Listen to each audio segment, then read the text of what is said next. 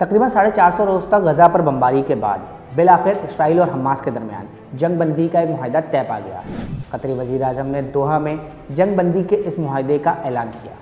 It is with pleasure that the state of Qatar, Egypt and the United States announce the success of the joint mediation as the parties to conflict in Gaza Strip has reached a deal on the swap of prisoners and captives in order to establish a ceasefire, a permanent ceasefire, in addition to the delivery of intense relief aid into our brothers in Gaza Strip. जंग बंदी का ये मंसूबा 3 मरहलों पर मुश्तमिल है। पहले मरहले में हमास की कैद में मौजूद 33 मग़वियों को रिहा किया जाएगा, जिसके जवाब में इस्राएली जेलों में कैद 1000 फ़लस्तीनियों को रिहा किया जाएगा। यानी एक इस्राएली के बदले 30 फ़लस्तीनियों को रिहा किया जाएगा। जंग बंदी के इस मुआहदे के तहत पहले रोज़ हमास की कैद में मौजूद 3 इस्राएली मग़वी ख़वातीन को छोड़ा जाएगा। उसके बाद मज़ीद 4 इस्राएली ख़वातीन को हमास की कैद से रिहा किया जाएगा। हमास के तर्जुमान बसीम नईम के मुताबिक इस मुआहदे के तहत हर 7 रोज़ पर 3 इस्राएली मग़वियों को छोड़ा जाएगा और उसमें तरजीह फ़ौजी और गैर फ़ौजी ख़वातीन होंगी। छठे हफ्ते के दौरान हमास 33 में से बच जाने वाले तमाम कैदियों को रिहा कर देगी। इसी तरह इस्राएली जेलों में मौजूद 1000 फ़लस्तीनियों को मरहलावार छोड़ा जाएगा और उनमें से कुछ लोग गज़ा चले जाएंगे, कुछ मगरबी किनारे जाएंगे और कुछ लोगों को बैरून मुल्क मुंतकिल किया जाएगा। इन छोड़े जाने वाले अफराद में से अक्सरियत उन लोगों की है जो 8 अक्टूबर 2023 को गिरफ्तार हुए थे। फ़िलहाल इस्राएली जेलों से रिहा होने वाले फ़लस्तीनी कैदियों के नाम सामने नहीं लाए जा रहे, मगर कुछ लोगों का कहना है कि इस लिस्ट में अल-फतह के कमांडर मरवान बरगोती का नाम शामिल नहीं है। हमास की कैद में इस वक्त अक्टूबर 7 को अगवा किए गए तकरीबन 94 लोग मौजूद हैं, जिनमें इस्राएली हुक्काम के मुताबिक 34 अफराद मारे जा चुके हैं। इन मग़वियों में से 81 मर्द और 13 ख़वातीन हैं। इस लिस्ट में मौजूद 84 अफराद का ताल्लुक़ इसराइल, 8 का ताल्लुक़ थाईलैंड, एक का ताल्लुक़ नेपाल और तंजानिया से है।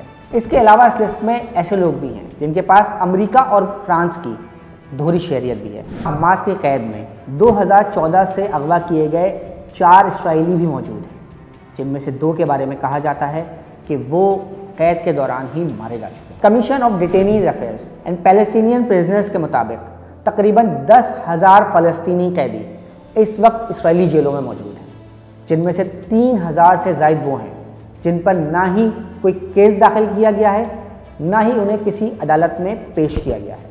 ये डील बज़ाहिर 3 मरहलों पर मुश्तमिल है, जिसमें से फ़िलहाल सिर्फ पहले मरहले पर इत्तफ़ाक़ हुआ है, जबकि दूसरे और तीसरे मरहले पर इत्तफ़ाक़ राय पैदा करने के लिए पहले मरहले के 16वें रोज़ मुज़ाकरात शुरू किए जाएंगे। डील के दूसरे मरहले में हमास की कैद में मौजूद तमाम कैदियों बशमूल मर्द कैदियों की रिहाई के हवाले से बातचीत होगी। इसके अलावा बचे कुचे इस्राएली फ़ौजियों को गज़ा से वापस भी बुलाया जाएगा। यही नहीं बल्कि एक मुस्तकिल जंग बंदी के मुआहदे पर बातचीत का आगाज़ भी होगा।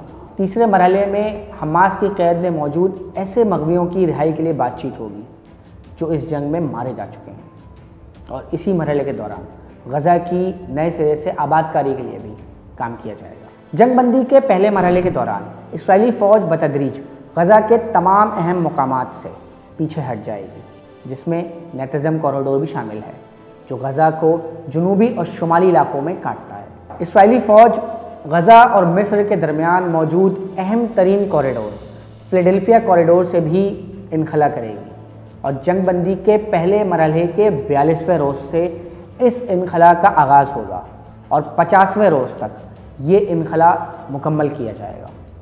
यही नहीं, जंग बंदी के पहले मरहले के दौरान ही गज़ा में मौजूद बाशिंदों को अपने घरों को वापस जाने की इजाज़त होगी, फिर चाहे वो शुमाल के इलाके ही हों जिन्हें इसराइल की बमबारी ने बुरी तरह तबाह कर दिया है।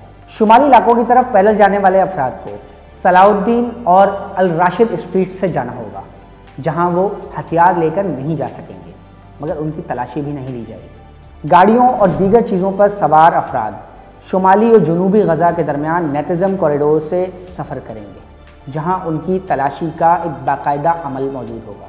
तलाशी लेने वाले अफराद प्राइवेट कॉन्ट्रैक्टर्स होंगे, जिनकी तैनाती मुज़ाकरातकार इसराइल की मंजूरी से करेंगे। ज़ख्मियों को भी गज़ा से बाहर जाने की इजाज़त दी जाएगी ताकि वो अपना बेहतर इलाज व मुआवजा करवा सकें। जंग बंदी के दौरान इमदादी सामान कैसे और कितना अंदर जाएगा, ये भी एक अहम सवाल है। इस हवाले से जंग बंदी के मुआहदे के तहत तकरीबन 600 ट्रक रोज़ाना इमदादी सामान लेकर गज़ा के अंदर दाखिल होंगे। इसके अलावा बेकरीज और अस्पतालों की तामीर और अस्पतालों से मुताल्लिक़ तमाम सामान भी गज़ा के अंदर जाने की इजाज़त होगी। जंग बंदी का ये मरहला कितने अरसे जारी रहेगा, इस हवाले से माहिरीन और मुज़ाकरातकार कोई भी क़यास आराई करने की पोजीशन में नहीं है, मगर मुज़ाकरातकारों का यही कहना है कि उनकी कोशिश होगी कि वो इस जंग बंदी के मुआहदे को एक मुस्तकिल जंग बंदी के मुआहदे की तरफ लेकर जाएं ताकि तबाह हाल गज़ा की आबादकारी का मरहला शुरू किया जा सके। मज़ीद न्यूज़ अपडेट्स और डिजिटल स्टोरीज के लिए सब्सक्राइब करें डॉन न्यूज़ पाकिस्तान।